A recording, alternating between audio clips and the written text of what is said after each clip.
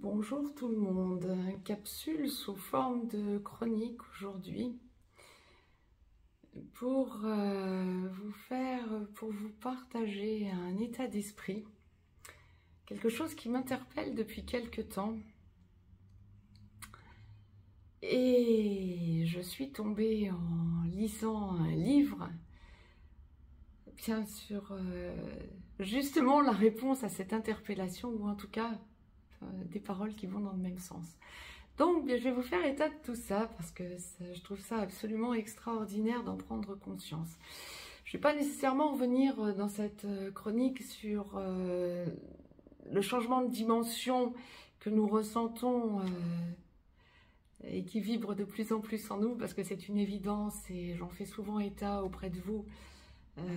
On le ressent vraiment de plus en plus. Nous sentons que nous sommes en plein changement de paradigme, plein changement de façon de penser, plein changement de façon de parler, de façon de faire, de façon de juger les autres. Et de plus en plus, nous sommes attirés, en tant qu'artisans de lumière, nous sommes attirés par la médisance en quelque sorte. Alors pas que nous soyons médisants, mais ça peut encore nous arriver, hein, on va balayer devant nos portes, mais je dirais plutôt que les autres qui ne sont pas artisans de lumière le soient et que ça nous choque de plus en plus. Là où avant on n'y aurait pas prêté attention, on n'y aurait pas arrêté notre attention et notre énergie, aujourd'hui ça nous choque. Lorsque ça va être un ami ou une amie qui ont des paroles qui peuvent nous paraître inappropriées maintenant, bien nous allons ouvrir le dialogue parce que c'est amical. Nous allons ouvrir le dialogue et essayer de mettre les choses à plat pour aider cet ami à guérir. On en fait de même pour nous, des amis essaient de nous guérir, hein, on est vraiment dans l'interaction en tant qu'artisans de lumière. C'est un constat parce que nous sommes en train de changer de dimension. Et c'est vrai qu'autant en 3D on était dans la dualité, autant nous allons vers l'unicité. Bien l'unicité, ça en passe aussi par le fait d'annihiler en nous la médisance. Et quand vous entendez des personnes dire du mal d'autres personnes, ça peut encore vous arriver d'y participer. Vous allez voir les dysfonctionnements, non seulement des personnes dont on est en train de vous faire état, mais de la personne qui est en train de vous en faire état, de dysfonctionnement de quelqu'un d'autre. Ça peut et ça va de plus en plus vous choquer. Pourquoi ? Parce que ça n'est plus votre mode de fonctionnement. Mais en même temps, lorsque vous voyez les dysfonctionnements chez les autres, ça peut encore refléter peut-être chez vous un dysfonctionnement qui est approprié et qui est encore sur le même pied presque, j'ai envie de dire, hein. Ça peut refléter un défaut en vous. Vous voyez le défaut chez l'autre et vous le ressentez parfaitement. Vous pouvez même encore y participer. Donc, ça signifie que c'est encore un défaut chez vous à traiter. Mais vous allez appuyer là où ça fait mal. C'est top, c'est bien. Vous allez vers votre unicité de la sorte.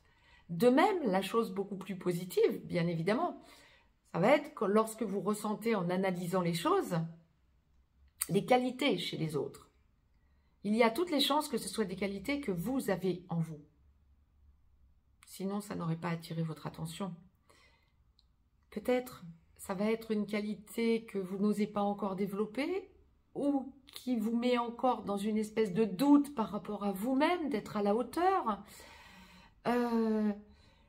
C'est peut-être quelque chose que vous faites depuis peu de temps, récemment, et donc vous êtes fier de vous dire que tiens, ça attire votre attention chez quelqu'un d'autre parce que maintenant vous osez vous présenter de la sorte aux autres.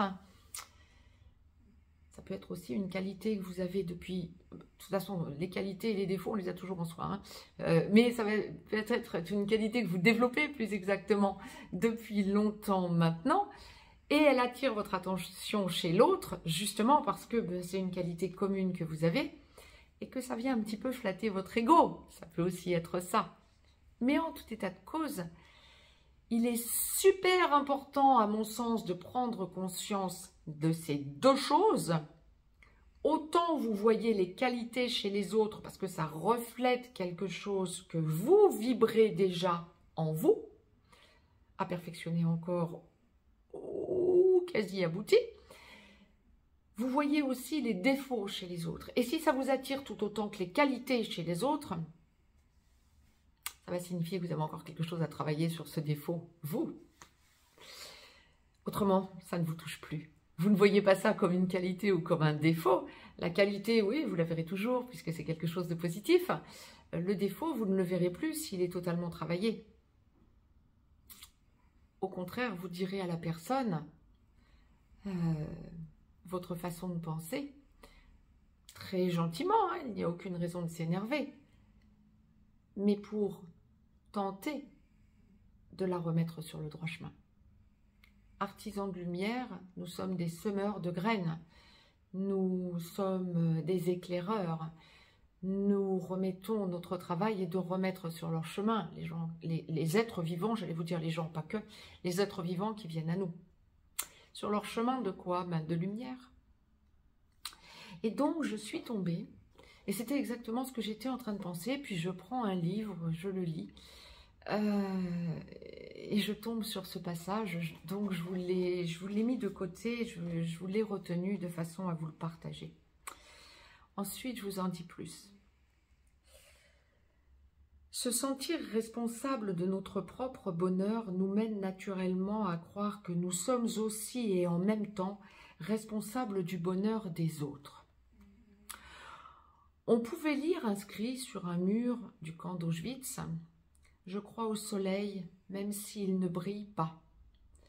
Je crois à l'amour, même quand je ne le sens pas. Je crois en Dieu, même s'il est silencieux. »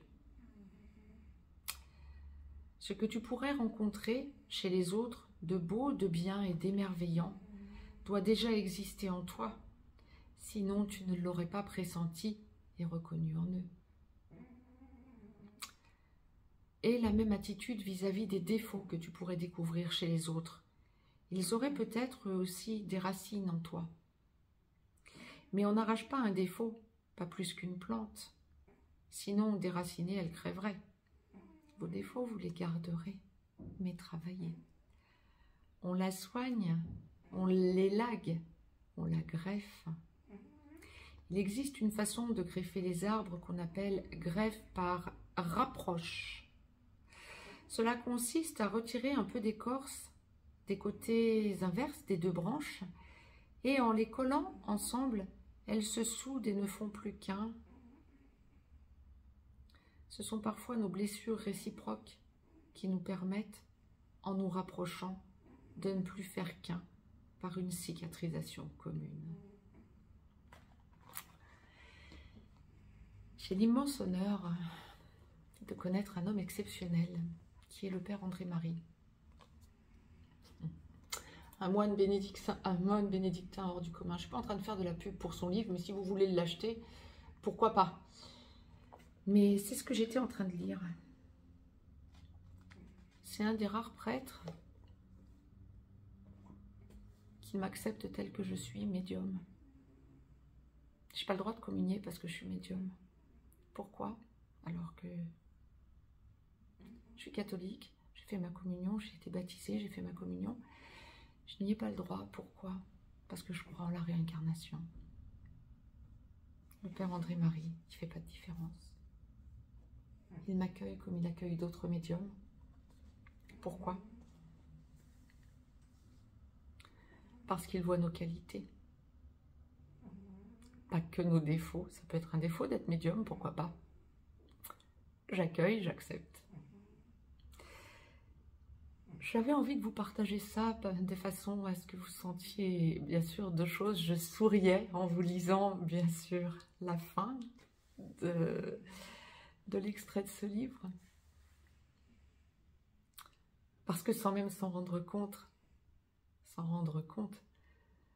notre brave père André-Marie, que j'aime au-delà de tout, c'est vraiment un prêtre extraordinaire, parle des flammes jumelles, évidemment.